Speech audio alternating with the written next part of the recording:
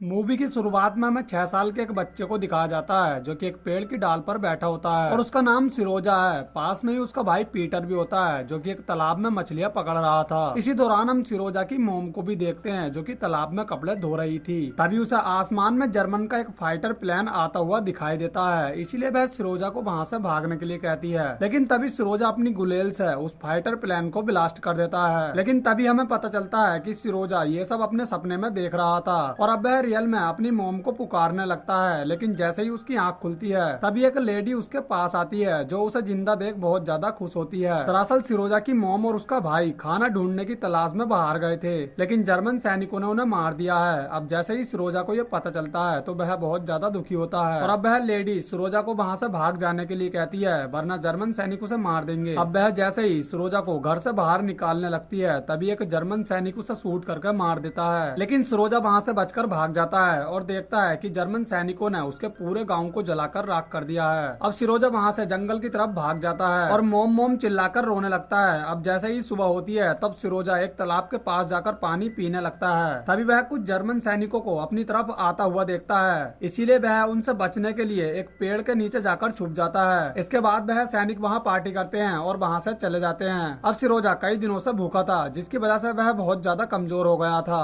और खाना न मिलने की वजह से वह जंगल में मौजूद पेड़ की पत्तियों को खाने लगता है। तभी वहाँ जर्मन सैनिक अटैक कर देते हैं और सिरोजा बहुत ज्यादा डरने लगता है। उसके पास एक लकड़ी होती है और वह कहने लगता है कि कोई भी मेरे पास मत आना, क्योंकि मेरे पास एक बंदूक है और मैं किसी से नहीं डरता। खैर इसके बाद सिरोजा एक पेड़ के नीचे जाकर लेट जाता है और उसकी आंख लग जाती है। वह सपने में अपनी मोम और अपने भाई को देखता है, लेकिन जैसे ही उसकी आंख खुलती है तो वह खुद को एक आर्मी कैंप में पाता है, क्योंकि जब वह सो रहा था तब एक रशियन सोल्जर उसे उठाकर अपने साथ ले आया था और यह कैंप भी रशियन आर्मी का है। इसके बाद यहाँ का कमांडर सिरोजा से उसका नाम पूछता है, तब वह उसे बताता है कि मेरा नाम सिरोजा है और मेरी फैमिली को जर्मन सैनिकों ने मार दिया है, इसीलिए मैं उनसे बचता हुआ जंगल में भाग आया था। अब यहाँ सिरोजा अपनी फैमिली को याद करके रोने लगता है, लेकिन कमांडर उसे सहारा देता है। इसके बाद वह उसे खाना भी खिलाता है और वह थोड़ा घायल भी हो गया था, इसीलिए वह उसका ट्रीटमेंट भी कराते हैं, जहाँ कातिया नाम की एक नर्स उसका ट्रीटमेंट करती है। और यहाँ सिरोजा कातिया से बहुत अच्छी अच्छी बातें करता है, इसीलिए कातिया को वो बहुत अच्छा लगता है और उसे सिरोजा से बहुत ज्यादा लगाव हो जाता है। इसके बाद सिरोजा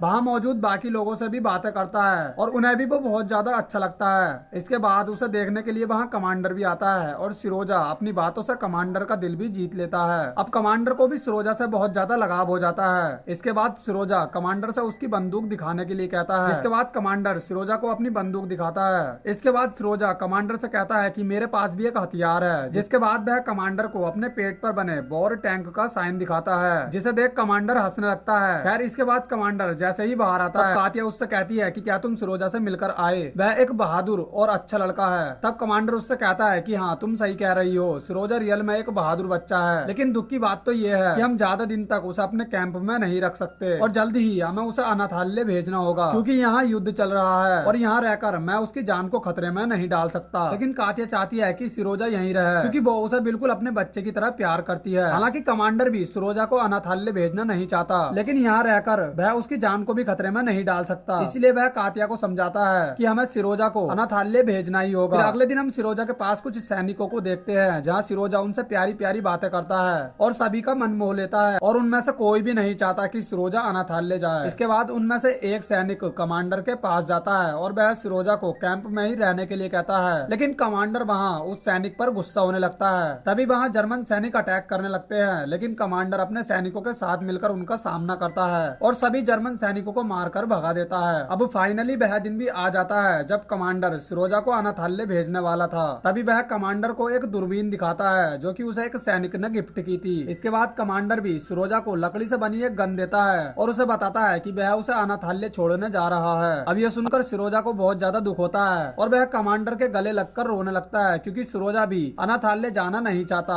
अब यहाँ कमांडर भी पिघल जाता है और वह उससे कहता है कि क्या तुम मेरा बेटा बनना चाहोगे, जिस पर सिरोजा भी उसे हाँ कर देता है और बहुत ज्यादा खुश होता है। इसके बाद कमांडर सिरोजा के लिए एक सैनिक की ड्रेस तैयार करवाता है। तभी वहाँ पर कातिया सिरोजा के लिए जूते लेकर आती है। जिसके बाद अगले दिन जब सिरोजा सो रहा होता है तब कमांडर उसे जगाता है और उसे पहनने के लिए सैनिक वाली ड्रेस देता है, जिसे पहनने के बाद सिरोजा सभी सैनिकों को दिखाता है और सभी सैनिक उसे सल्यूट करते हैं। तभी वहाँ पर जर्मन सैनिक अटैक करने लगते हैं और वहाँ वॉर शुरू हो जाती है। हालांकि हालांकि सिरोजा को कुछ नहीं हुआ था, लेकिन उस युद्ध में कमांडर के बहुत सारे सैनिक मारे जाते हैं और घायल सैनिकों को ट्रीटमेंट करने के लिए उन्हें कैंप में ले जाया जा रहा था। तब सिरोजा भी उसी कैंप में जाता है और सभी घायल सैनिकों को पानी पिलाता है। तभी वहाँ एक सैनिक जिसकी आंखें खराब हो चुकी थी, वह सिरोजा को अपनी फैमिली द्वारा भेजा गया लेटर देता है और उसे पढ़ने के लिए कहता है। लेकिन सिरोजा अभी सिर्फ 6 साल का था और उसे पढ़ना भी नहीं आता था, लेकिन फिर भी सिरोजा उस लेटर को पढ़ने की एक्टिंग करता है और जो मन में आता है वह उसे पढ़कर सुनाने लगता है। वह कहता है कि इसमें लिखा है कि तुम्हारी फैमिली तुमसे बहुत ज्यादा प्यार करती है और वह तुम्हें याद कर रही है और तुम्हारी जो गाय है वह बहुत ज्यादा दूध देती है। तब वह सैनिक उससे कहता है कि मेरे पास तो कोई गाय नहीं है। तब उसके पास में ही पड़ा एक दूसरा सैनिक उससे कहता है कि सिरोजा को पढ़ना नहीं आता, इसीलिए तुम बस उसकी बातों को एंजॉय करो। इसके बाद सिरोजा वहाँ पर एक बहुत अच्छा सॉन्ग भी गाता है। फिर अगले सीन में हम सिरोजा को कातिया के पास देखते हैं। तभी वहाँ पर कमांडर आता है। यहाँ कमांडर कातिया से अपने दिल की बात कहने आया था, लेकिन सिरोजा को देख वह कातिया को प्रपोज नहीं कर पाता। दरअसल कमांडर और कातिया दोनों ही एक दूसरे को बहुत ज्यादा पसंद करते हैं, लेकिन आज तक इन दोनों ने एक दूसरे को अपने दिल की बात नहीं बताई है। इसके बाद कातिया यहाँ से चली जाती है, जिसके बाद कमांडर भी वहाँ से जाने लगता है और जाते वक्त सिरोजा कमांडर से पूछता है कि क्या आप वह जंग जीत गए थे? जिस पर कमांडर उससे कहता है कि हाँ, हमने उस जंग को जीत लिया था और इसमें तुमने भी हमारी हेल्प की थी और तुम एक बहादुर सैनिक हो। अब इस बात को सुनकर सिरोजा बहुत ज्यादा खुश होता है और अगले दिन सैनिकों की तरह सेविंग बनाने लगता है। तभी 2 सैनिक वहाँ आते हैं और उससे पूछते हैं कि क्या तुम किसी के साथ डेट पर जा रहे हो? तब सिरोजा उनसे कहता है कि सोल्जर कभी डेट पर नहीं जाते। इसके बाद सिरोजा कमांडर के पास जाता है और उससे कहता है कि कमांडर, क्या आज मेरे लिए कोई काम है? जिस पर कमांडर उससे कहता है कि हाँ, तुम्हारे लिए एक काम है। तुम जाओ और जाकर उन सभी लेटर को उन सैनिकों को बांट दो जो उनकी फैमिली वालों ने उन्हें भेजे थे। इसके बाद सिरोजा ऐसा ही करता है और सभी सैनिकों को उनके घर से आए लेटर बांट देता है। ये देख सभी सैनिक सिरोजा से बहुत ज्यादा खुश होते हैं। इसके बाद सिरोजा एक जगह पर जाता है और अपनी दूरबीन से आसपास दुश्मनों को देखने लगता है। तभी उसे भूसे के अंदर एक जर्मन सैनिक दिखाई देता है। इसके बाद वह सीधा बाकी सोल्जर के पास जाता है और उन्हें सब कुछ बता देता है। इसके बाद सैनिक भी उसकी बात मान लेते हैं और जर्मन सैनिक को पकड़ने के लिए जाते हैं।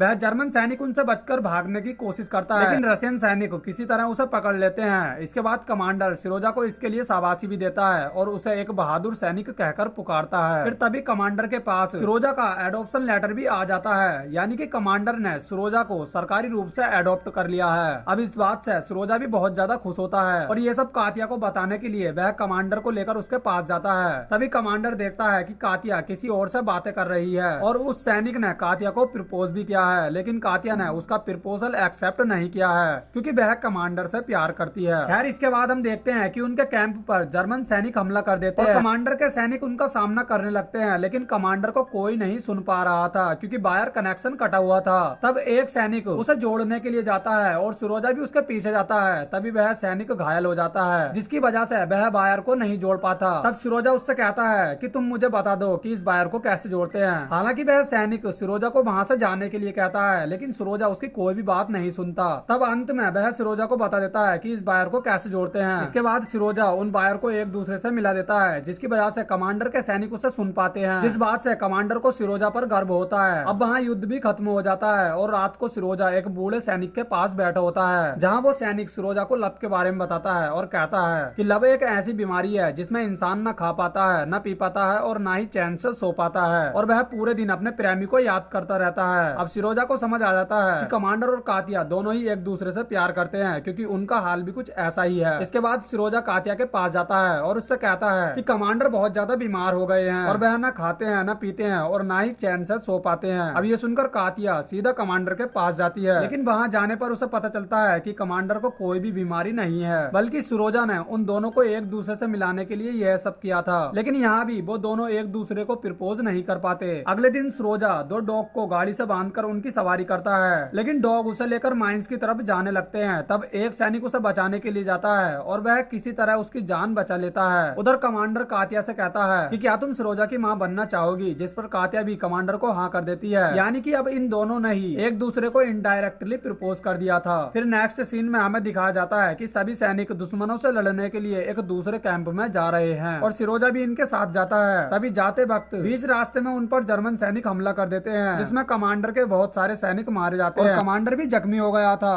तब ये देख सिरोजा कमांडर के गले लगकर रोने लगता है। इसके बाद कमांडर अपने सभी सैनिकों को लेकर एक दूसरे कैंप में आ जाता है। फिर जब कमांडर अपने जनरल से बात कर रहा होता है, तभी वहाँ सिरोजा आ जाता है और उन्हें सल्यूट करता है, जिसे देख जनरल भी बहुत ज्यादा खुश होता है। फिर सिरोजा कमांडर से अपने लिए कोई काम पूछता है, जिसके बाद कमांडर उसे कुछ काम बताता है और सिरोजा बड़े ही अच्छे तरीके से उस काम को पूरा करता है, जिसके लिए जनरल सिरोजा की तारीफ भी करता है। तब सिरोजा जनरल से कहता है कि आप मेरे डैड और कातिया को शादी करने की परमिशन दे दीजिए। सिरोजा की यह बात सुनकर कमांडर और जनरल हंसने लगते हैं और यहाँ जनरल कमांडर को कातिया से शादी करने की परमिशन भी दे देता है। जनरल को सिरोजा के अंदर एक बहादुर सैनिक दिखाई देता है, इसीलिए अगले दिन वह सिरोजा को एक सैनिक का दर्जा देता है और उसकी वर्दी पर बैचेस भी लगाता है। इसके बाद सभी सोल्जर उसे सल्यूट करके सम्मानित करते हैं और उसकी बहादुरी से बहुत ज्यादा खुश होते हैं। फिर उसी रात उनके कैंप पर जर्मन सैनिकों द्वारा एक बहुत ही खतरनाक हमला हो जाता है, जिसमें सैनिकों के साथ साथ कमांडर भी बहुत ज्यादा घायल हो जाता है। सिरोजा अपने डैड को ढूंढने लगता है, लेकिन कमांडर उसे कहीं नहीं मिलता। अगली सुबह सिरोजा को पता चलता है कि कमांडर बहुत ज्यादा जख्मी हो गया है, इसीलिए सिरोजा उन्हें देखने के लिए कमांडर के पास जाता है और कमांडर को जख्मी देखकर वह बहुत ज्यादा दुखी होता है और रोने लगता है। ये देख कमांडर सिरोजा से कहते हैं कि बहादुर सोल्जर कभी भी आंसू नहीं बहाते। तब कमांडर की ये बात सुनकर सिरोजा बिल्कुल चुप हो जाता है। फिर कुछ दिनों बाद कमांडर बिल्कुल ठीक हो जाते हैं और अब सिरोजा, कमांडर और कातिया एक साथ रहते हैं। फिर मूवी के लास्ट सीन में सिरोजा अपनी बटालियन के साथ और भी कई देशों के लिए युद्ध लड़ने के लिए जाता है और इसी के साथ ये मूवी यहीं पर एंड हो जाती है।